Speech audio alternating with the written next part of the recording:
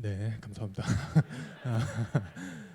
제가 선교사 가치는 안 생겼죠? 예, 저도 잘 알고 있습니다. 그래서 사실 정장을 안 입은 것도 갑자기 살이 쪄가지고 있는 정장들이 다 안 맞더라고요. 그래가지고 어떡하나 하다가 일단 급하게 오긴 왔습니다. 네, 믿기 힘드시겠지만 선교사 맞고요. 경기도 안산에서 사역하고 있습니다. 안산에서 우리 미혼모 친구들, 청소년 미혼모들과 전쟁 난민들 그리고 독거노인들, 어르신들을 이렇게 보살피고 함께 살아가는 그런 일들을 하고 있습니다. 예, 오늘은 여러분들과 함께 제가 만나는 그 미혼모 친구들 이야기를 좀 하려고 왔어요. 네, 제 PPT 좀 띄워주시겠습니까?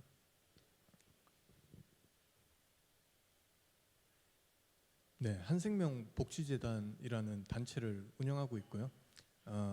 단체 한 15년 됐습니다. 제가 20살 때 이 단체를 만들기 시작했고 지금 15년째 운영하고 있습니다. 여러분들 혹시 미혼모 들어보셨나요? 네, 미혼모 하시면 뭐가 생각나십니까? 네, 그럴 줄 알고 제가 다 준비해왔습니다.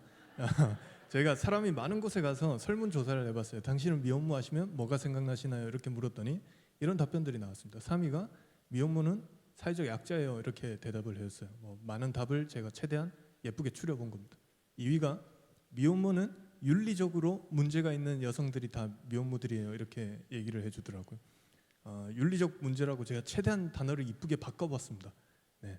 그리고 제일 많은 답변이 혼자 아기 키우면 다 미혼모 아닌가요? 이렇게 얘기를 하더라고요. 너무 뻔한 답들이 나와버렸죠.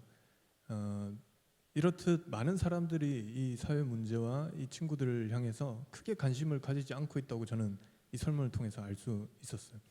사실 저도 별반 다르지 않게 생각했던 것 같습니다. 이 아이들은 당연히 사회적 약자들이고 윤리적으로 문제가 있으니까 어릴 때 아기를 낳았을 거고 혼자 애 키우니까 뭐 미혼모겠지 이렇게 생각했던 것 같아요. 근데 제가 이 아이들과 함께 살아가게 되고 이 아이들 삶 속에 제가 관여하게 되고 그리고 함께 지내다 보니까 오랜 시간을 보내다 보니까 이 친구들은 사회적 약자지만 그래도 하나의 가족을 이루고 있었고 윤리적 문제로 우리가 바라보기보다는 생명 윤리의 관점으로 바라봐줘야 되고 혼자 아기를 키우고 있지만 누구보다 좋은 엄마가 되고 싶어하는 친구들이었습니다. 오늘 이 친구들 얘기를 좀 나누려고 해요. 그래서 어떻게 하면 이 불편하고 무거운 미혼모의 이야기를 좀 여러분들과 즐겁고 재밌게 나눌 수 있을까 하다가 저희 애기들 사진을 가지고 왔습니다. 그러니까 꼭 애기들 사진 나오면 막 귀엽다고 소리 지르고 그러시는데 그렇게 해주시면 저에게 정말 큰 힘이 될 것 같습니다. 예, 제가 대구가 분위기가 안 좋다는 소문을 너무 많이 듣고 와가지고 살짝 긴장이 되거든요. 예, 보여드릴게요. 짠. 네, 감사합니다. 최선인 거죠 지금? 네, 아기는 두 가지 종류의 아기가 있습니다. 제가 밝혀냈어요. 제가 연구해냈습니다. 첫 번째, 태어날 때부터 이쁘게 태어나는 아기들이 있어요. 태어났는데 눈도 쌍꺼풀을 가지고 태어나고 코도 오똑하고 웃어도 예쁘고 울어도 예쁘고 마스크를 씌워놔도 예쁜 애들이 있어요. 예, 그 두 번째, 태어났는데 약간 좀 이렇게 얼굴이 찌그러지듯이 태어난 아기들이 있습니다. 이런 아기들의 공통점은 뭐냐 하면 좀 얼굴이 찌그러지면 찌그러질수록 점점 이뻐지는 아기들이 있어요. 얘네들이 꼭 그래요. 예, 살 포동포동한 거 그렇죠. 놀랍게도 코가 없죠. 예, 다음 사진 훨씬 더 귀엽습니다. 짠. 네. 예, 사람들 많이 보고 귀엽다고 웃으시는데 저는 보면 마음 무거워요. 이게 코가 없어가지고 나중에 커서 이거 어떻게 해야 되나 싶더라고요. 이 손에 들고 있는 게 뭐냐면 상추입니다. 상추. 이게 애들이 과자를 하도 먹으니까 아토피에 걸리고 환경도 안 좋고 그래서 제가 다 과자를 금지시켰습니다. 너네 오늘부터 다 과자 금지다 이렇게 얘기를 했더니 애기들이 욕을 하고 뭐 난리를 치더라고요. 그래도 끝까지 주지 않았어요. 근데 또 제가 이렇게 밥 먹고 있는데 애기가 와서 삼촌 과자 주세요 하길래 제가 옆에 있던 상추를 이렇게 줬습니다. 주면서 자 초콜릿이나 먹으라 했더니 애기가 받아서 먹더라고요. 먹는데 잘 먹더라고요. 그 다음부터 울 때마다 먹였습니다. 그랬더니 지금 상추를 받고 굉장히 즐거워하고 있는 모습이에요. 네. 다음 사회 훨씬 더 귀엽습니다. 네. 코가 없죠? 네. 이게 지금 뭘 하고 있는 사진이냐면 돌 사진을 찍고 있는 거예요. 돌 사진. 때로는 돌 사진 하나 찍는 것도 사치가 될 때가 많은 친구들이거든요. 그래서 제가 찍어준 겁니다. 잘 찍었죠? 네, 잘 찍었죠? 네. 제 앞이 귀엽습니까? 뒤가 귀엽습니까? 네. 감사합니다. 아기 엄마는 19살입니다. 근데 지금 무슨 사진을 찍고 있다 했죠? 돌사진. 그럼 몇 살 때 아이를 출산한 걸까요? 18살. 그럼 몇 살 때 아이를 가지게 된 거죠? 17살. 만약 17, 18, 19 이런 청소년들이 임신을 하게 된다면 어떤 일들이 생기게 될까요? 우리 청소년들이 서로 교제를 합니다. 서로 사랑을 했어요. 자기들 딴에는 자기들끼리는 진짜 리얼 러브를 했겠죠. 손도 잡고 뽀뽀도 하고 하다가 아기가 생겨버렸습니다. 자세한 과정은 근처 담당 목사님께 물어보세요. 자세히 가르쳐 주실 겁니다. 그렇게 아기가 생겨버렸어요. 그때부터 이 여자아이는 극심한 두려움에 휩싸이게 됩니다. 본인 나이에 경험해서 안 되는 것들을 경험했기 때문에 그렇겠죠. 그리고 그때 당시에 가장 자신을 사랑한다고 말해주는 그 오빠를 찾아가요. 그리고 얘기를 하겠죠. 오빠 어떻게? 나 임신했어. 무서워. 두려워.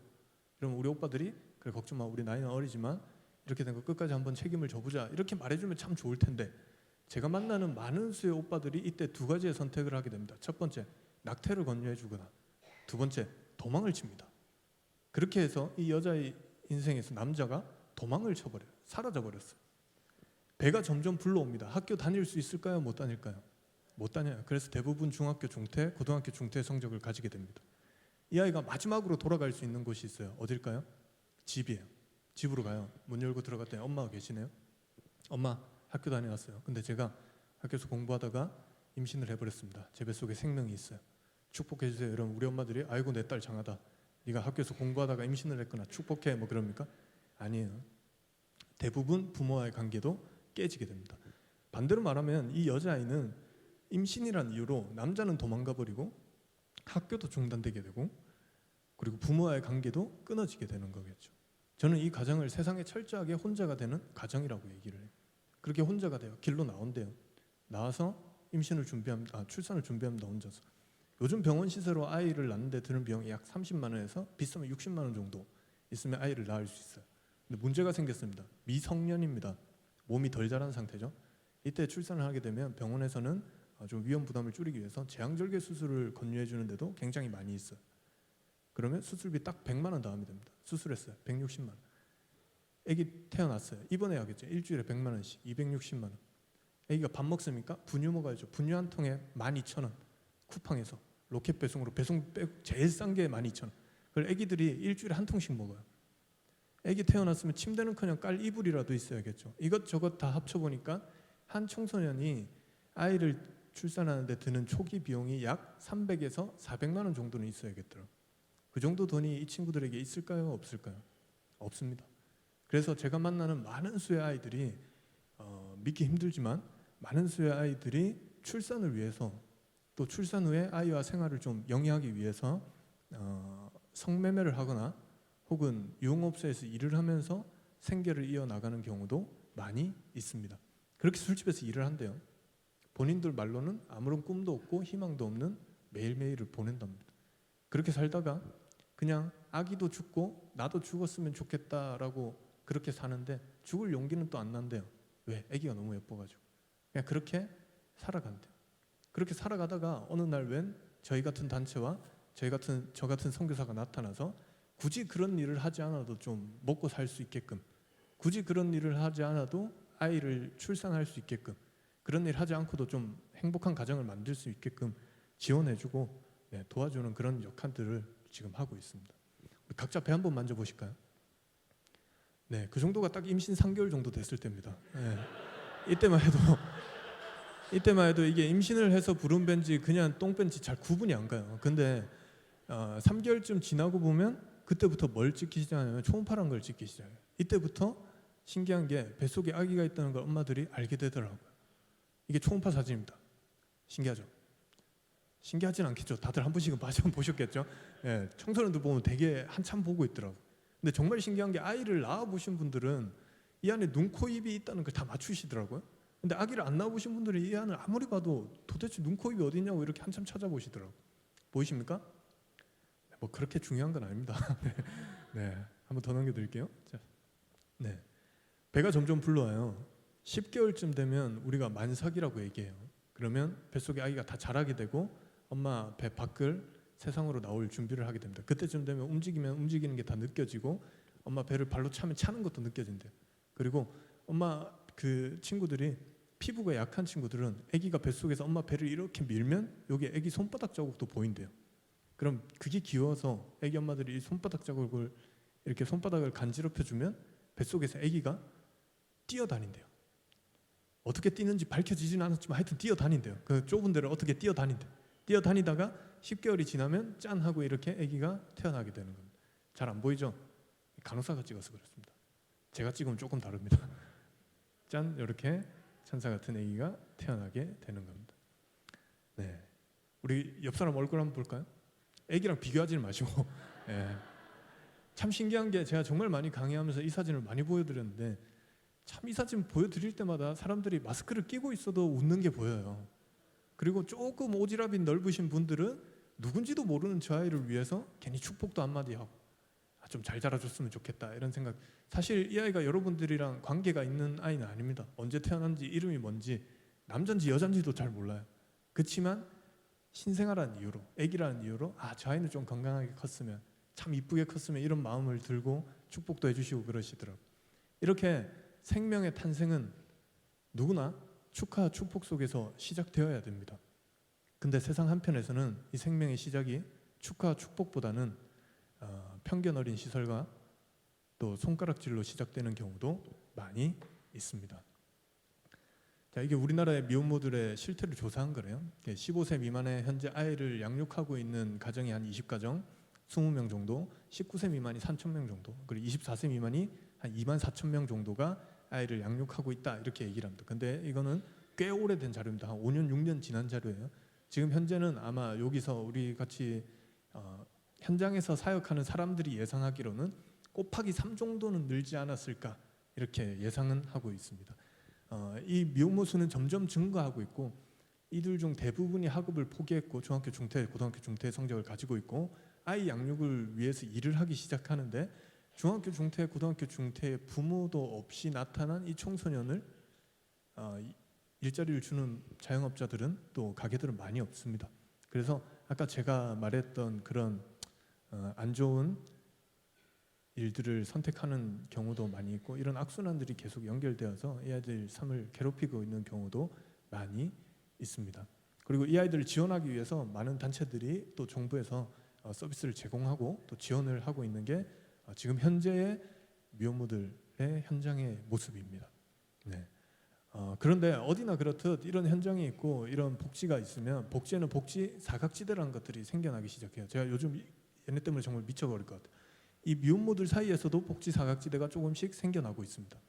옛날 같았으면 남자아이 여자아이가 사귀었으면 저희는 다 예상을 했어요. 남자 도망가겠지, 뭐 부모랑 관계 안 좋아지겠지, 학교 그만두겠지, 이걸 다 예상을 했는데 요즘 이상한 애들이 하나둘씩 나타나고 있어요. 로맨스에 빠진 오빠들이 나타나고 있습니다. 이 청소년들 드라마를 못 보게 해야 돼요. 또 여자아이가 임신을 했나 봐요. 그리고 오빠를 찾아가. 오빠 어떻게 나 임신했어. 무서워 두려워. 이러면 오빠들이 빨리 도망을 치거나 사라지거나 해야 되는데 이 오빠들이 얘기를 하는 거예요. 이제 그래? 걱정 마. 우리 어리지만 한번 잘 살아보자. 오빠가 너와 너의 뱃속의 생명을 책임지겠어. 우리 결혼하자. 하고는 혼인신고를 한 청소년 가구가 점점 늘어나고 있어요. 그렇게 같이 산대요. 같이 살다가 첫째 아이를 출산합니다. 그러다가 둘째 아이까지 낳는 경우도 많이 있어요. 저희 센터에 셋째까지 낳은 친구도 있습니다.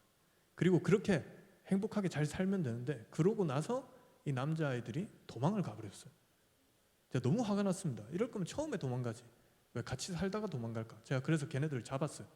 잡은 게 아니라 찾아냈습니다. 찾아내서 데리고 와서 물어봤습니다. 야, 그럴 거면 처음에 도망가지 왜 같이 살다가 도망가니? 이렇게 물어봤어요. 그랬더니 이 친구들이 하는 말이 남자아이들 같은 남자 청소년들 같은 경우 혼인신고를 하게 되면 그때부터 법적으로 가장이 됩니다. 가장은 의무가 있죠. 어떤 의무냐면 내 가족을 먹여 살려야 되는 의무. 이걸 조금 어려운 말로 부양자의 의무라고 합니다. 이 남자 청소년 한 명이 지금 먹여 살려야 되는 가족이 몇 명이죠? 2명 혹은 3명이에요. 부양자 수가 2인 혹은 3인 이상이 될 경우 남자 청소년들은 군대 면제를 받거나 그에 준하는 혜택들을 받을 수가 있대요. 그걸 노리고 나쁜 놈의 새끼들이 일부러 혼인신고를 하는 경우가 점점 늘어나고 있어요. 반대로 생각해 볼게요. 여자아이입니다. 여자 청소년 임신을 했습니다. 혼인신고를 했어요. 이 아이를 법적으로 미혼모라고 부를 수 있을까요? 없을까요? 없어요. 정부에서 주는 지원금 이런 거 받을 수 있을까요? 못 받습니다. 미혼모 시설 이런 데 입소 가능할까요? 안 돼요. 이 아이가 빨리 나서서 혼인 무효 소송을 하든 이혼 재판을 해야 돼요. 근데 이제 17, 18, 19입니다. 자기 동네 법원이 어딘 줄도 몰라요. 그냥 그렇게 살아가 버리는 거죠. 이걸 지금 우리는 미혼모 복지의 복지 사각지대라고 부르고 있고, 이 아이들을 돕는 것도 쉽지가 않습니다. 돕는다고 해서 지원금 한 푼 나오지가 않아요. 그냥 어느 단체가 나서서 자기들 돈으로 자기들 힘으로 그냥 밑빠진 독에 물 붓듯이 계속해서 도울 수밖에 없는 게 지금 상황입니다. 그리고 제가 알기로 우리나라에서 이 복지 사각지대의 청소년 부부를 도울 수 있는 단체는 딱 한 단체밖에 없는 걸로 알고 있습니다. 그게 어딜까요? 네, 저희 단체입니다. 막간을 이용해서 한번 자랑해봤습니다. 네, 사실 제가 백날 이렇게 앞에서 이렇게 현장을 이야기하는 것보다 여러분들에게 현장의 모습을 한번 보여드리는 게 더 큰 힘이 될 때가 많더라고요. 그래서 지금 여러분들을 모두 모시고 제가 일하고 있는 경기도 안산으로 가고 싶은데 그럴 수는 없고 어떻게 할까 고민을 하다가 제가 몇 년 전에 방송에 나왔습니다. 별로 유명한 방송은 아니고요. TVN이라고 뭐 다큐멘터리 촬영을 했는데 한 달 내내 저를 쫓아다니면서 찍더라고요. 찍어서 방송이 나왔고 뭐 다큐멘터리 역사상 최고 방청률을 뭐 찍었다 뭐 그렇게 하는 별거 아닌 방송이 있는데 그거를 제가 편집하고 편집해서 한 10분 정도로 만들어 왔어요. 그래서 도대체 저 선교사가 어디서 무슨 일을 하고 다니는지 우리 같이 영상으로 좀 보시고 제가 계속 이야기를 이어나갔으면 좋겠습니다. 네.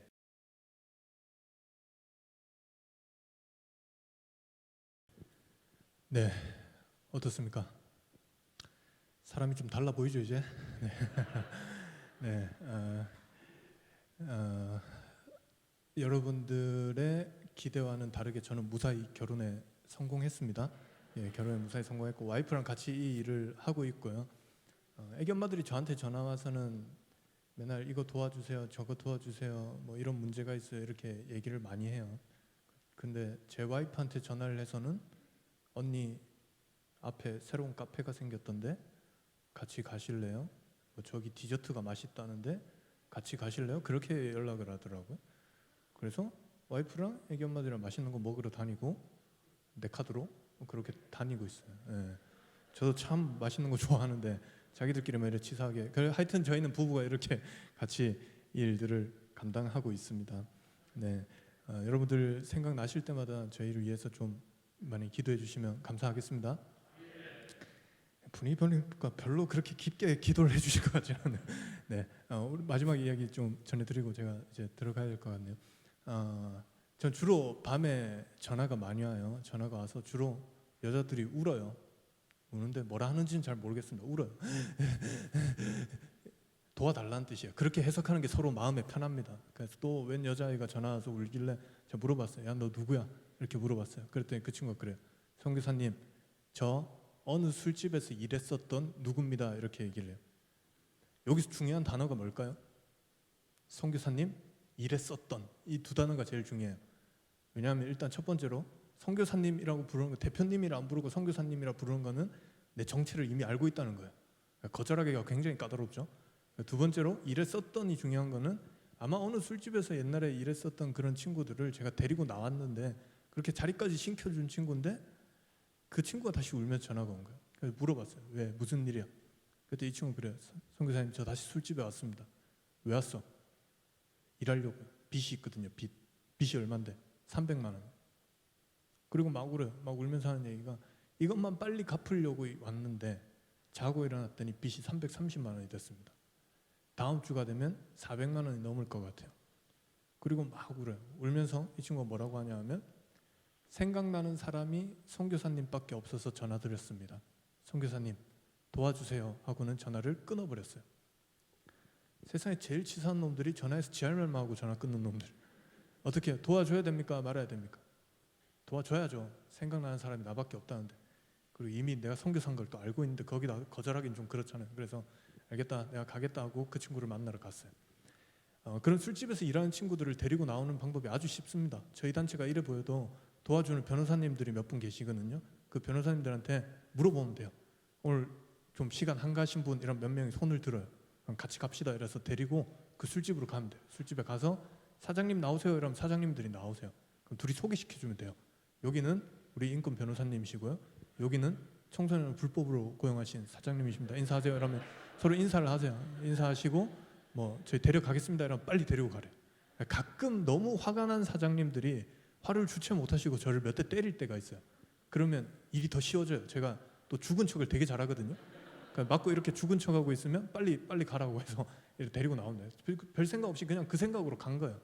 그 친구가 일하고 있다는 술집으로 갔어요. 갔더니 그 앞에 커다랗게 간판이 있더라고. 뭐라고 적혀 있냐면 미인궁이라고 적혀 있어요. 무슨 뜻이죠? 미인들이 사는 궁전.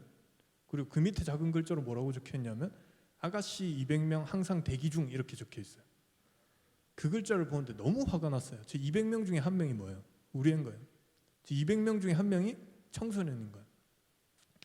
제가 너무 화가 나서 택시 문을 박차고 내렸습니다. 내려서 내가 오늘은 이 가게랑 뭐 사장님이랑 얘기를 하고 말고가 중요한 게 아니라 이 악의 근원지를 확 불살라 버려야겠다. 야 사장 나오라 그래 라고 멋있게 딱 들어가려고 했는데 하필 제가 간 날 그 술집에서 일하시는 분들이 술집 앞에 이렇게 서 계시더라고요. 여러분들 진짜 깡패 본 적 있으십니까? 저 그때 봤거든요. 되게 무섭게 생겼어요. 제 가로로 한 2배 정도 됩니다. 그리고 이상하게 생겼어요. 머리도 동그랗고 가슴도 동그랗고 배도 동그랗고 커다란 덩어리 같은 사람들이 이렇게 술집 앞에 모여 계시더라고요. 그러니까 제가 너무 화가 나서 내렸다가 그 아저씨들을 보니까 정말 기적같이 제 마음속에 화가 사라지는 걸 경험했어요. 혹시 여러분들 중에 화가 좀 많으신 분들 계시면 한번 연락 주세요. 제가 기적을 경험해드릴게요. 그러니까 다시 택시에 탔어요. 도망치는 게 아니라 상황을 좀 살펴보려고 몇 분이나 계신가 한번 살려봤어요. 한 덩어리, 두 덩어리, 세 덩어리 한 20명이 이렇게 서 계시더라고요. 그러니까 자기들끼리 이렇게 서 있어요. 서 있다가 갑자기 까만색 차가 한 대 오니까 그 놀랍게도 그 덩어리들이 각을 잡기 시작해요. 그리고는 이 분위기상 까만 차에서 누가 내리는 거죠? 깡패 두목이 내리는 거예요. 제가 그걸 택시에서 이렇게 보고 있었다니까. 두목이 내리는데 제가 생각한 깡패 두목들은 영화처럼 정장을 입고 막 머리를 올백으로 하고 선글라스를 끼고 멋있게 내릴 줄 알았어요. 근데 제 인생 가장 무서운 장면이 그때 봤어요. 까만 차에서 두목이 내리는데 하얀색 추리닝을 입은 아저씨가 내렸어요. 그게 더 무서워요. 그리고 빠마를 하시고 슬리퍼를 신으시고 이렇게 내리시는데 나머지 덩어리 형들이 이 아저씨한테 인사를 하고는 다 같이 그 술집 안으로 들어가 버렸습니다. 제가 그걸 밖에서 이렇게 보고 있었어요. 자, 우리 상황을 한번 정리해 볼게요. 우리 애가 지금 어디 있다 했죠? 저 술집에 있어요. 빚이 얼마? 300만 원. 근데 점점 늘어난다 했죠? 제가 그걸 대신 갚아줄 능력이 있을까요? 없을까요? 없습니다. 그래서 같이 가서 그냥 사장님 나오세요. 아니 그 미성년 일하시는 거 불법이잖아요. 그냥 우리 데리고 갈게요. 이렇게 얘기하고 가려고 했었어요. 뭐 안 되면 기분 나쁘면 몇 대 때리면 우리 변호사님도 있겠다. 뭐 든든하게 간 거예요. 근데 여기서 문제가 생긴 거예요. 지금 제가 얘기해야 되는 분들이 어떤 분들이시죠? 깡패들이에요. 사람을 좀 직업적으로 때리시는 분들이에요. 그 순간적으로 그때 되니까 사람이 계산이 빨라지더라고요. 한 대씩만 맞아도 몇 대 맞아야 되죠? 20대 맞아야 돼. 기분 나빠서 2대씩 때리면 40대 맞아야 됩니다. 깡패잖아요. 칼도 있을 거 아니에요. 한 번씩만 찔려도 20번 찔려야 되는 거예요. 그때쯤 되니까 제가 정신을 차렸어요. 저기는 내가 들어가면 얘기를 하고 말고가 중요한 게 아니라 내가 죽을 수도 있겠구나. 그런 생각이 들더라고요. 그 택시에 탔어요. 어떻게 해야 되나? 도망가야 되나? 들어가야 되나? 어떻게 해요? 들어가야 됩니까? 말아야 됩니까? 저 뒤에서 누가 자기 인생 아니라고 들어가 이랬습니다. 들어가기엔 너무 무섭고 안 들어가려니까 생각나는 사람이 나밖에 없다고 했는데 우리는 나만 기다리고 있을 텐데 그런 생각이 들더라고요. 한참 고민을 해봤어요. 한참 고민을 하다가 저는 정말 비겁하게도 어떤 생각이 들었냐면 그래 괜히 저기 갔다가 잘못될 바에는 잘못되기에는 내 인생이 너무 아깝다 이런 생각이 들더라고요. 그래서 그래 돌아가자 하고 택시를 타고 돌아갔습니다. 돌아가는데 참 기분이 이상하더라고요. 어떤 기분이냐면 내가 우리 애를 하나 버렸다 이런 생각이 들어요. 근데 똑바로 생각해야죠. 버린 건 맞지만 가서 내가 잘못될 바에 버리는 게 낫죠. 그냥 버리자. 하나쯤 버리자. 내가 이때까지 얼마나 많은 일들을 했는데 하나쯤 버려도 돼. 돌아가는데 자꾸 양심에 찔려요. 자꾸 양심에 찔려요. 쟤는 나만 기다리고 있을 텐데 제 인생에서 선교사는 나밖에 없을 텐데 제가 기다리는 선교사는 나밖에 없을 텐데 근데 잘 생각해 보세요. 이것도 양심에 찔리는 게 낫죠. 괜히 가서 칼에 찔리는 것보다. 양심에 찔리자. 근데 근데 돌아가는데 너무 마음이 안 좋아요. 어떻게 하면 좀 비겁하지만 어떻게 하면 저기는 가지 않고 내 마음은 좀 편했으면 좋겠어요. 어떻게 할까 고민하다가 정말 멋진 생각을 떠올렸습니다. 기도를 해야겠다. 우리 만만한 하나님을 불러다가 우리 택시 옆자리에 앉혀놓고 이 모든 책임을 하나님한테 다 뒤집어 씌워버리면 내 마음이 좀 편할 것 같았어요. 그래서 돌아가면서 기도했습니다. 하나님 보셨죠? 깡패가 20명이 넘어요. 하나님 한 대씩만 맞아도 20대 맞아야 돼요. 하나님 쟤네들 깡패들이잖아요. 칼도 있어요. 한 번씩만 찔려도 20번 찔려야 돼요.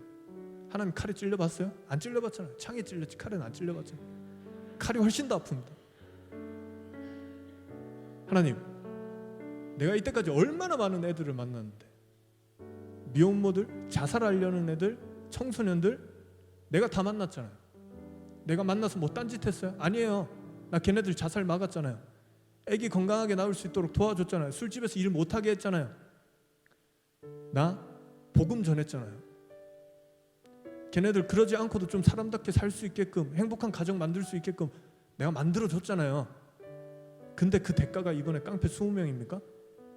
하나님 한 번만 봐주세요. 한 번만 봐주시면 내가 훨씬 더 많은 청소년들 만나고 훨씬 더 많은 저런 약자들 만나서 내가 더 많이 복음 전하고 내가 더 많이 도와드릴게요. 이번 한 번만 봐주십시오. 이번에 나 안 들어갑니다. 이렇게 기도를 하고 돌아왔어요. 돌아오는 택시에서 하나님께서 저한테 말씀하셨어요. 어떤 마음을 주시냐면, 야 효천아,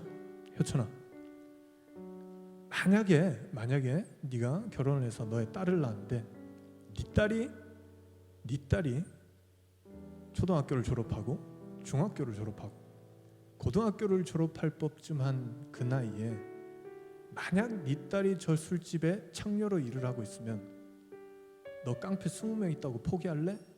그렇게 물어보시더라고요. 그렇게 물어보시는데 너무 화가 났어요. 내 딸이면 포기 안 하죠.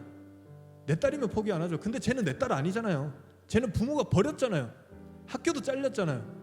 세상에서도 손가락질 받는 애잖아요. 근데 제가 무슨 내 딸이에요. 나중에 두고 보세요. 내가 내 딸을 낳았는데 내 딸이 저기에 있다. 나 깡패 20명 아니라 수백 명 있어도 들어가요. 근데 똑바로 하자고요. 쟤는 내 딸 아닙니다. 그렇게 급하시면 쟤네 부모 찾아서 쟤네 부모 보내십시오. 나 안 들어갑니다. 이렇게 기도를 했어요. 그리고 돌아왔어요. 돌아오는데 하나님께서 한 번 더 저한테 말씀하셨어요. 야 효천아, 너 말 잘했다. 너 말 잘했어. 걔는 절대 네 딸 아니야. 걔는 절대 네 딸 아니야. 근데 걔는 사랑하는 내 딸이다. 세상 사람 모두가 저 아이를 손가락질한다 해도, 세상 사람 모두가 저 아이를 창녀라고 말한다 해도 내가 아직 쟤를 내 딸이라 부르고 있어. 세상 사람 모두가 저 아이를 포기한다 해도, 설령 너마저 쟤를 돌아선다 해도 내가 아직 쟤를 기다리고 있다고. 나 아직 포기 안 했어. 너 말 잘했다. 쟤 절대 네 딸 아니야. 쟤는 사랑하는 내 딸이다. 하나님이 아직 딸이라 부르고 있다고. 하나님이 아직 포기하지 않았다고. 하나님이 아직 기다리고 있다고. 네가 가서 그것만 좀 대신 전해주지 않겠니? 그렇게 마음을 주시더라고요. 여러분 저를 한번 봐주십시오. 하나님 사랑하십니까? 네, 저도 사랑합니다. 처음 믿었을 때부터 그 마음만큼은 변하고 싶지 않았던 것 같아요. 내가 그렇게 사랑한다고 외치는 사랑하는 하나님의 사랑하는 그 딸이 거기 있는 거더라고요. 그러니까 돌아갔습니다. 돌아가서 그 아이를 데리고 나왔어요. 뭐 내가 몇 대를 맞았고 그게 중요한 게 아니에요. 그 아이를 데리고 나왔어요. 그 아이는 지금도 잘 지내고 있습니다. 근데 그 다음부터 제가 미쳐버린 것 같아요. 똑같이 사역을 해요. 똑같이 애기 엄마들을 만나요. 예전에는 그 아이들을 보면 내가 도와줘야 되는 애들 1명, 2명이었거든요. 미혼모들 1번, 2번으로 보였을 뿐이에요. 한부모 가정, 내가 만나서 복지를 줘야 되는 아이들 1명, 2명이었을 뿐인데 이제는 내가 걔네들을 보면 하나님의 딸들로 보여요. 미치죠. 제가 사람들이 물어봐요. 당신은 왜 미혼모를 돕나요? 윤리적으로 문제가 있는 애들이잖아요. 손가락질 받는 애들이잖아요. 그런 애들 당신이 돕는다고 뭐가 변할 것 같아요? 아니요. 그건 세상의 시선이고요. 저는 제 눈에는 걔네들이 하나님의 딸들인 게 더 중요해요. 내가 그렇게 사랑한다고 외치는 사랑하는 하나님의 사랑하는 딸들, 아직 세상 곳곳에 그 하나님의 딸들이 많이 남겨져 있습니다. 사랑하는 성도 여러분, 명절입니다. 여러분들의 이웃은 누구입니까? 그들이 단순히 우리의 이웃이 아니라 잃어버린 하나님의 아들, 딸들임을 한 번 더 상기하시고 여러분들이 발걸음 닿는 곳, 그리고 여러분들 살아가시는 그 생활 속에서 여러분들이 이웃들에게 복음 좀 전해주시는 그런 삶 살았으면 좋겠습니다. 누군가는 가서 그들의 손을 잡아줘야 되고, 누군가는 가서 그들의 눈물을 닦아줘야 되고, 누군가는 가서 그들에게 하나님을, 예수님을 전해야 됩니다. 그게 저는 먼저 믿은 우리 성도의 몫이라고, 그게 우리의 사명이라고 저는 생각하고 있습니다. 아멘. 우리의 발걸음을 이끌어서 더욱더 소외된 곳으로, 더욱더 낮은 곳에 가시고 그들과 함께 아파하시고 그들의 눈물 닦아주시고 그들에게 예수 전할 수 있는 우리 성도님들 되시기를 예수 그리스도의 이름으로 축복합니다. 네, 제가 한번 대표로 기도할까요? 하나님 감사합니다. 오늘 짧은 시간 지난 10년 우리가 일했던 것들을 나누었습니다. 아버지, 아직 세상 곳곳에 당신의 잃어버린 아들, 딸들이 많이 남겨져 있는 줄을 저는 알고 있습니다. 그리고 이웃에 모인 성도님들도 알고 있을 줄로 믿습니다. 주님, 당신의 시선을 주셔서 우리가 그 이웃들을 똑바로 보게 하시고, 당신의 마음을 주셔서 우리가 그들에게 가는 것을 아까워하지 않게 하시고, 당신의 입술을 주셔서 우리가 그들을 위해 기도할 수 있고 그들에게 복음 전할 수 있는 그런 성도들을 이 교회에서 일으켜 주십시오. 주님, 더욱더 세상으로 나아가고 더욱더 소외된 곳으로 나갈 수 있는 하나님의 사람들을 주님 이 시간 주님 당신께서 만드시고 함께 해주십시오. 감사합니다. 사랑합니다. 이 기도는 예수 그리스도의 이름으로 기도했습니다.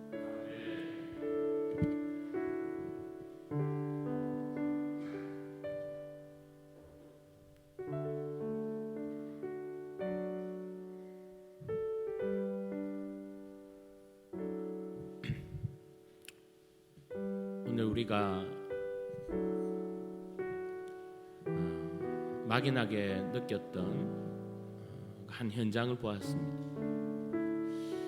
근데 저 마음 가운데 오늘 간증과 또 사역과 또 말씀을 들으면서 드는 마음이 있다면, 성도로서의 삶이 뭘까? 우리가 예수님을 믿는다는 것이 과연 어떤 것일까? 내 삶 가운데 하나님의 사랑이 드러나고 있을까? 여러분, 우리의 삶의 현장 가운데도 참 연약한 사람들이 있을 거예요. 오늘 우리가 들었던 말씀처럼 우리가 애를 쓰고 또 기도하고 우리의 마음을 또 들여서 섬기는 한 영역이 생길 뿐만 아니라, 또 오늘 말씀을 들으면서 여러분 가운데 하나님, 나도 당장 내 눈에 내 앞에 예수의 이름으로 도울 자가 있는데 주여 나도 그렇게 도우게 하소서. 오늘 삶의 예배가 무엇인지를 오늘 선교사님 통해서 우리는 분명히 보았습니다. 우리의 삶의 예배도 그렇게 드렸으면 좋겠습니다. 저는 오늘 말씀을 들으면서 오늘 이 주부에 보면 그 다음에 찬양과 기도가 행복이에요. 행복. 여러분, 행복 찬양 아시죠? 우리가 오늘 그러면서 이 찬양 가사와 오늘 말씀을 듣는 이것과 뭐가 맞지 않다는 생각이 계속 드는 거예요. 그래서 찬양을 바꿀까? 그대로 할까? 바꿀까? 순간 고민을 하다가 그대로 불러야겠다. 우리 가운데 있는 이 은혜와 감사와 행복이 내 가운데 충만하여서 이것이 자연스럽게 흘러가도록, 우리 선교사님이 이 일을 감당할 수 있는 것은 예수의 사랑으로 행복하고 충만하였기에 흘러갔던 건 아니겠습니까? 하나님, 내 가운데 정말 주님으로 통해 행복합니다. 그러나 이 행복이 멈추어서 이 행복이 썩고 문드러지는 것이 아니라 이 행복이 주로 온 행복이 흘러갈 수 있도록 주여 역사해 달라고. 여러분, 이 찬양을 지금 한번 같이 부르면서 오늘 말씀을 생각하고 또 여러분 오늘 이 말씀을 생각하면서 여러분 한 번 더 결단하며 나아갔으면 좋겠습니다. 오늘 찬양을 함께 드리며 나갑니다. 화려하지 않아도 정결하게 사는 삶, 가진 것이 적어도 감사하며 사는 삶, 내게 주신 작은 힘 나눠주며 사는 삶, 이것이 나의 삶의 행복이라오. 이것이 행복이라오. 세상은 알 수 없는 하나님 선물, 이것이 행복이라오. 하나님의 자녀로 살아가는 것, 이것이 행복이라오.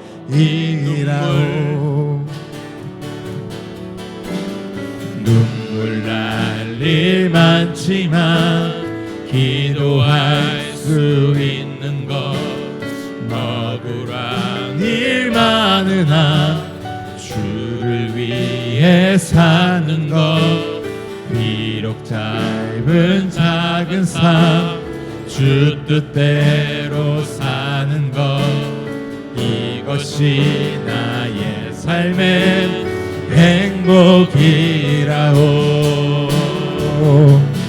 이것이 행복이라오. 세상은 알 수 없는 하나님 선물, 이것이 행복이라오.